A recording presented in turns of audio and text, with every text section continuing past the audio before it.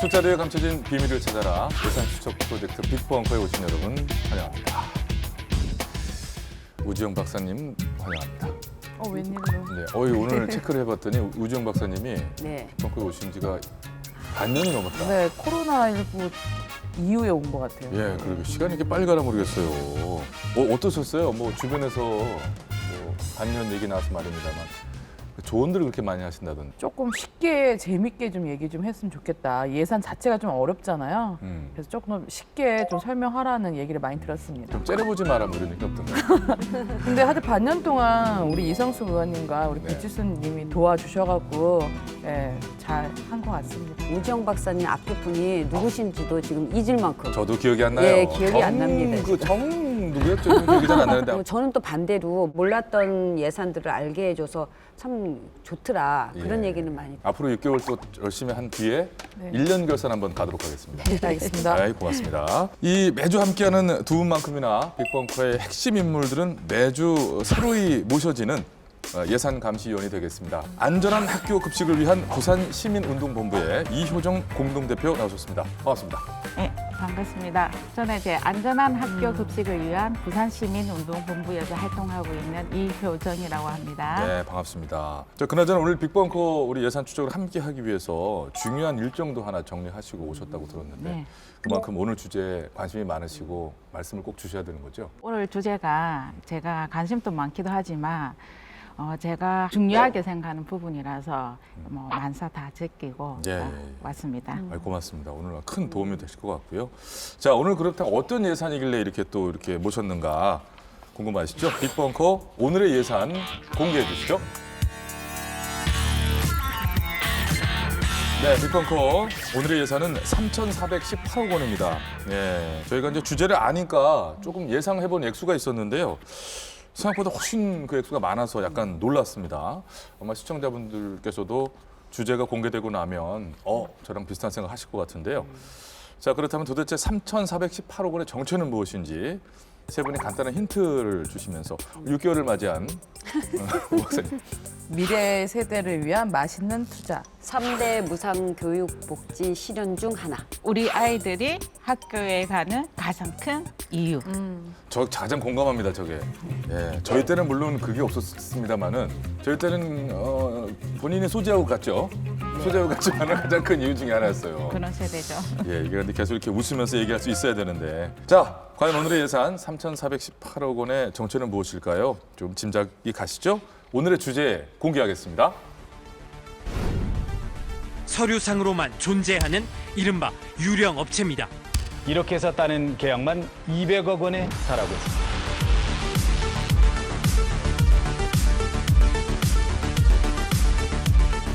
500만 원 이 사장이 다 관리하는 거예요. 나머지 사람들은 쉽게 말하면 그냥 업체를 가진 바지 사장이라고 보면 되고 100% 이거는 남입니다.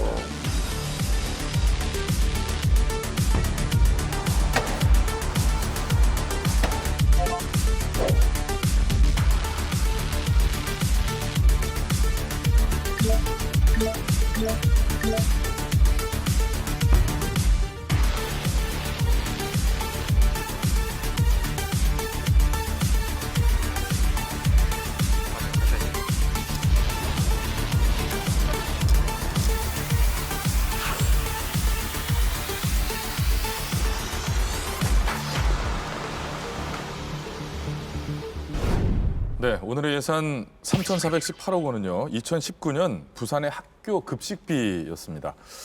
자, 이 급식비 예산이 이렇게까지 큰 줄은 몰랐어요. 생각을 뭐 따로 안 해봤다고도 할 수 있겠는데 정말 엄청난 액수인 것 같은데요.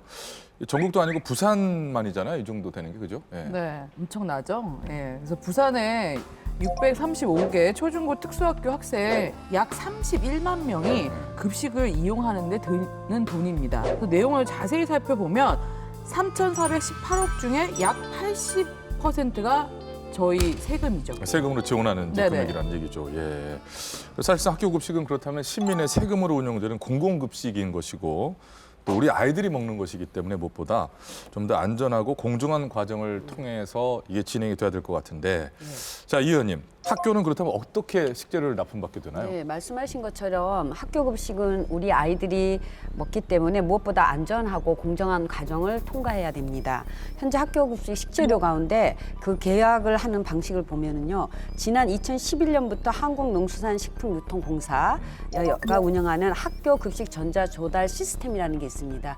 여기를 통해서 하고 있습니다. 그럼 잠깐만 좀 자세히 설명. 학교 급식 네. 전자 무슨 시스템? 예, 한마디로 이제 학교 급식 전자 조달 시스템을 줄여서 EAT라고 하고 있는데요. 네네네. 사이버 거래소라고 생각을 하시면 와. 편하실 겁니다. 학교가 어떤 식재료를 살 건지 입찰 공고를 올리면요, 업체가 여기에 참여하고 낙찰된 업체는 학교에 식자재를 납품하는 그런 과정이 있는 거죠.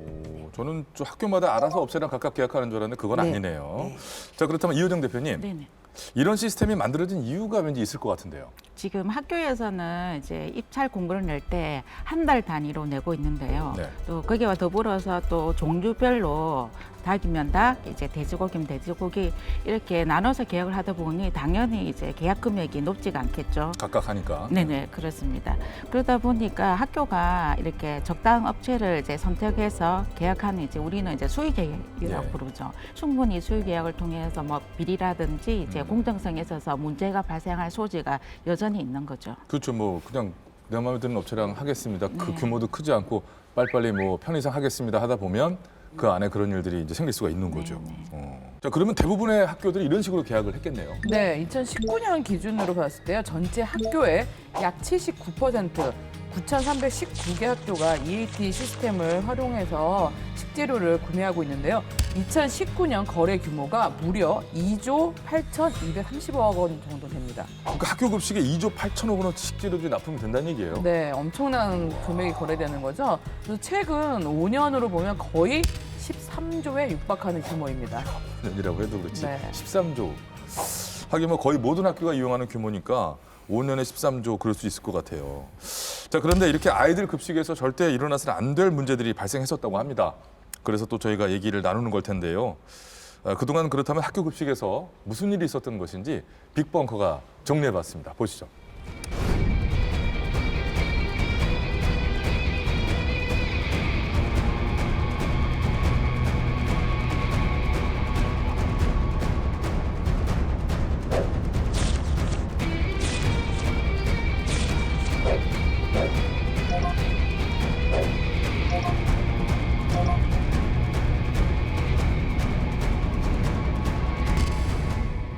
학교 급식 납품업체 선정 과정이 사실상 뽑기나 다름없습니다. 당첨 확률을 높이기 위해서 유령업체 수십 개를 만들어 입찰에 참여한 50대 업자가 구속됐습니다.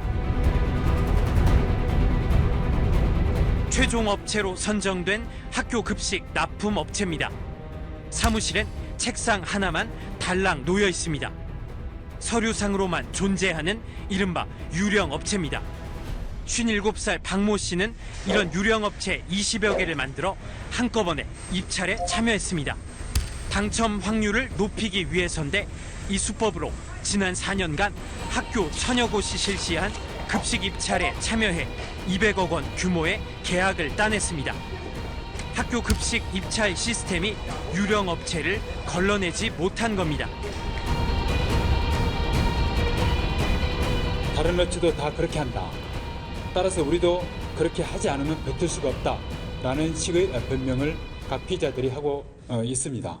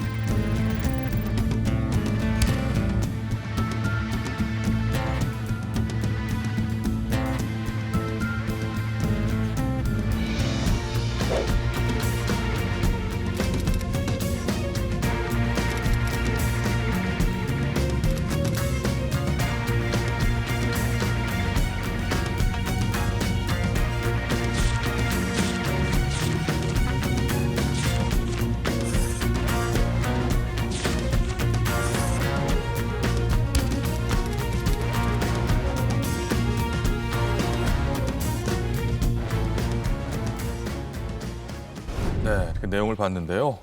아이들 급식 재료를 납품하는데 이런 또 어디서 많이 본 듯한 이런 담합 행위들이 이루어졌다는 게 좀 속이 상하네요.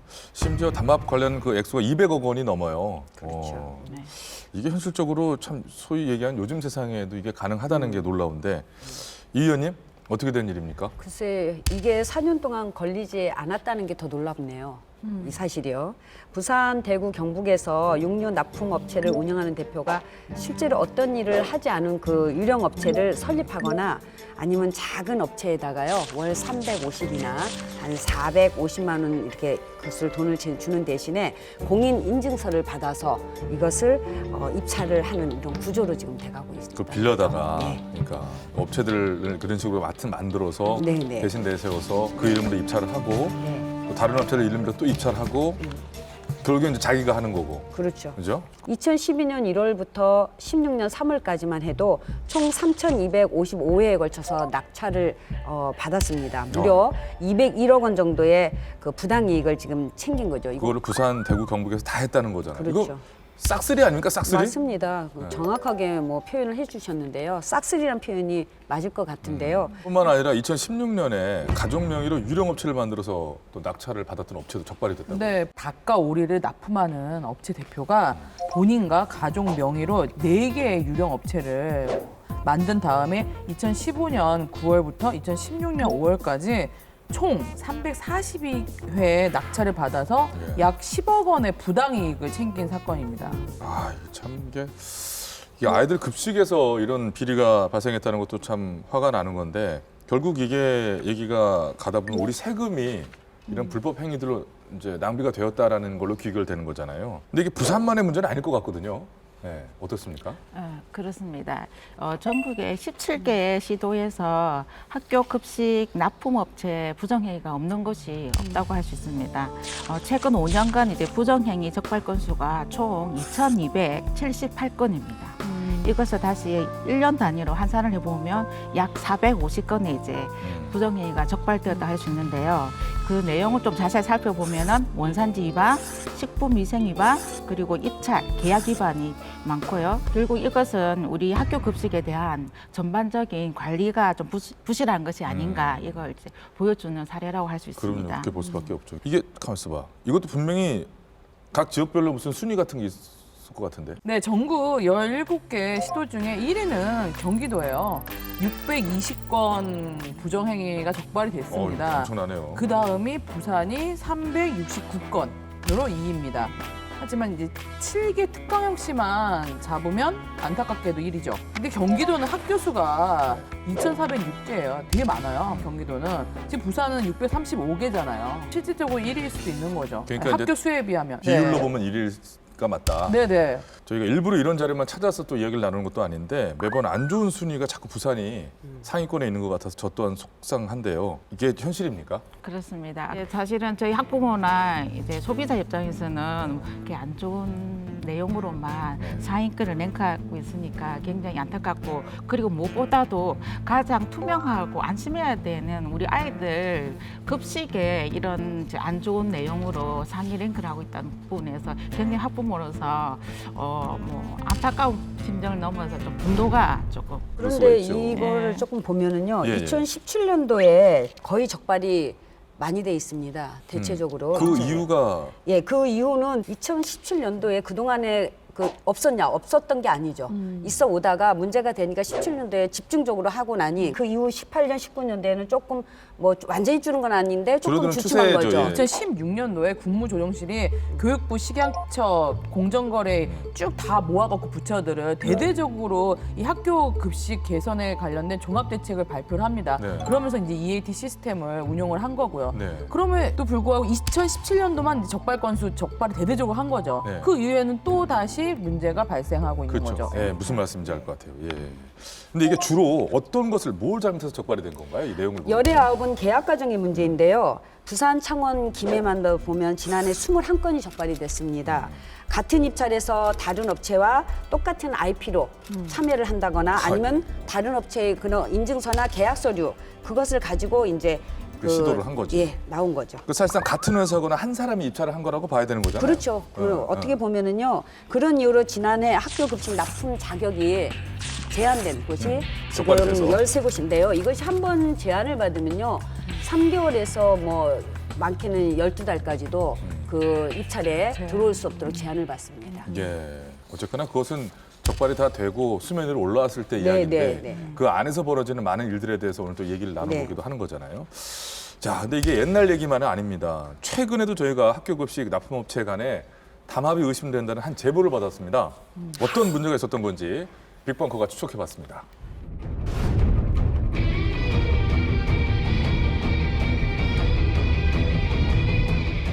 요거에 말해서 7월 초사에 몇 번 이제 그 사람을 만나러 가서 학교 급식 관련해서 닭과 우리를 자기들이 한다고 얘기를 했고 자기들 그룹에 들어오면 자기가 그 낙찰 가율부터 다 알아서 한다. 그래서 법인 공인인증이나 이런 거를 맡기면 입찰 참여할 때도 자기가 알아서 낙찰 가율을 계산해서 하고 일단 낙찰이 되면 그 수익은 자기 가진 업체 수로 n분의 1로 나눈다. 예를 들어서 그 그룹에 10개라는 업체가 저를 포함해서 10개라는 업체가 있으면 누가 낙찰을 받든 10분의 1 수익이 저한테 온다. 그 외에 납품이나 그 다음에 원자재 그러니까 다 하고 우리겠죠, 그죠? 그 부분에 대해서 납품은 자기가 거래하는 업체를 통해서 납품을 대신 하게 해줄 테니까 수익은 그런 식으로 발생된다. 그래서 제가 그때 그렇게 얘기를 했죠. 이거 담합이다. 100% 이거는 담합이다. 한겨업체가 수익은 한 어느 정도 된다고 보던가요? 뭐 한 1억 정도 투자했을 때 중소기업 뭐 관리자 월급 정도. 그러니까 이제 저도 관심을 가진 거죠. 왜냐면 1억 정도 투자해가지고 한 달에 뭐 500 가져가는 일이 흔하지는 않잖아요. 완전 괜찮다. 1억 투자해서 우리 때까지 가는. 입찰만 해주고.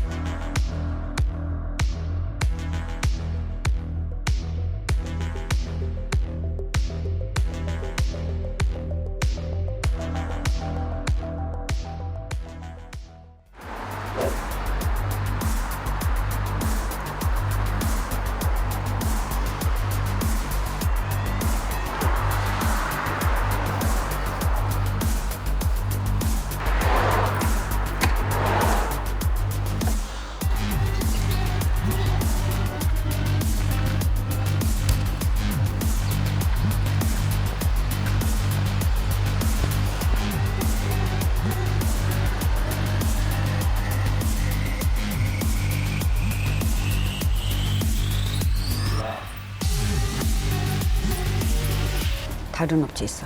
뺑 돌아가면서. 어차피 다 같이 삥 둘러서.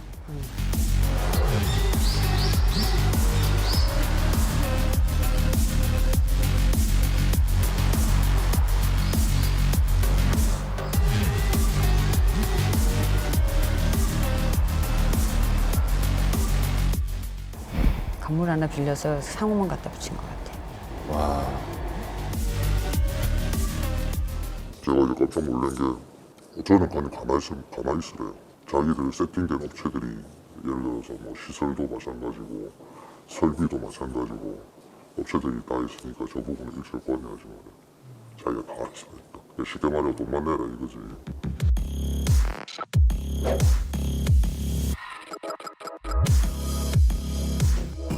다 모여있어요, 그래.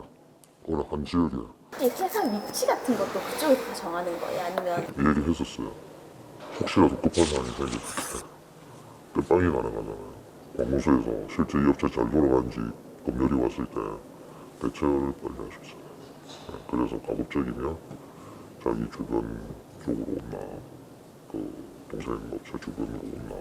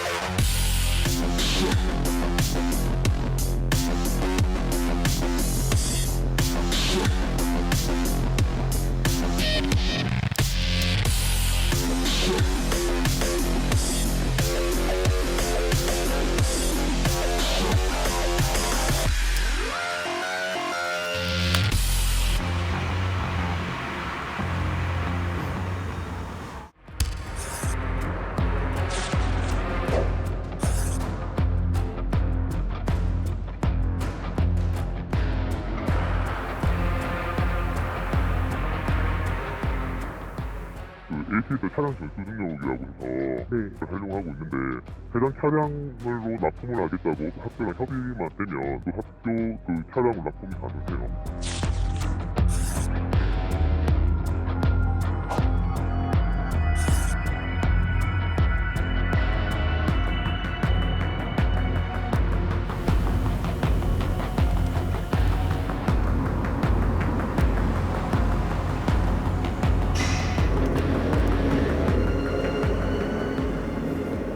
요 그룹에 10개 업체가 있으면 설비는 다 갖춰놨더라고 하더라도 실제 그 제품이 움직이는 데는 원물이 움직이는 데는 한두 군데밖에 안 되는 거죠.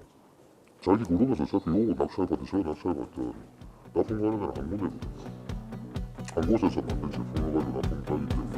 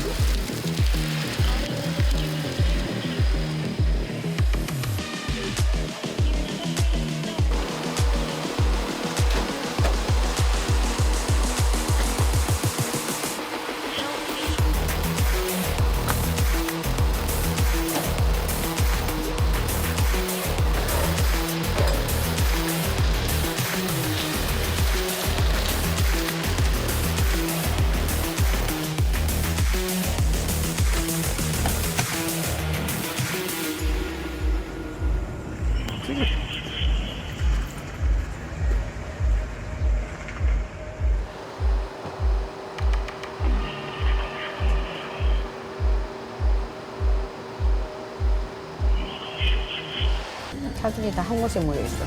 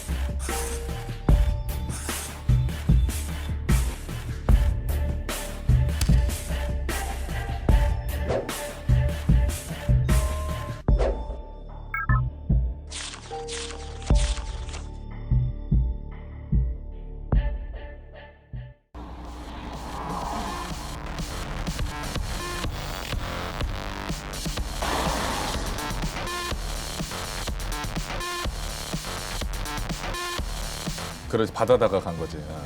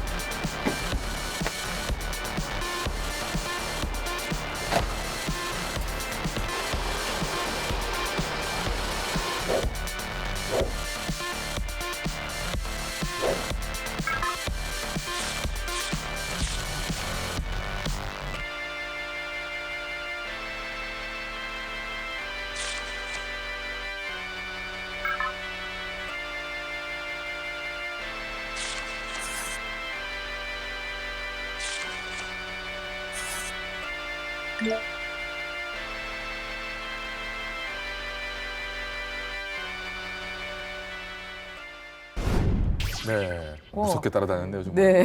세 분은 어떻게 보셨어요? 새삼 무슨 산업단지 조성도 아니고 입찰단지 조성을 우리 뭐 교육청에서 했나? 이 생각이 들었어요. 입찰단지 조성. 예. 우 박사님 어떻게 보셨어요?